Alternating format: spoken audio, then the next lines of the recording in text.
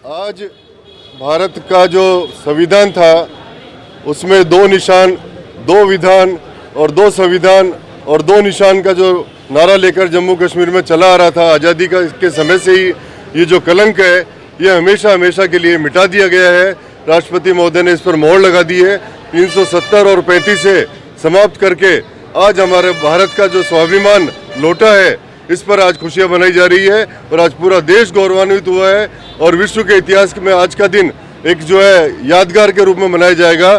370 हटने से जो जम्मू कश्मीर हमारे भारत का मोर मुकुट था, वहाँ पर हमारे भारत का संविधान, भारत का तिरंगा लहराएगा और 15 अगस्त के दिन वहाँ पर हर पंचायत स्तर पर तिरंगा लहराने की जो योजना बनी है उसका हम स्वागत करते हैं और 370-35 से हटाने का आभार प्रकट करते हैं कि हमारी सरकार ने एक बहुत बड़ा कदम उठाया है। आज क्या किया आप लोगों ने?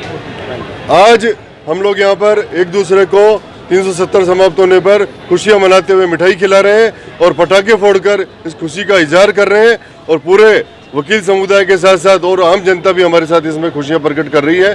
पूरा देश और समाज और हमारा अजमेर शहर भी इस खुशी में सबके साथ है। शशि प्रकाश, एडवोकेट।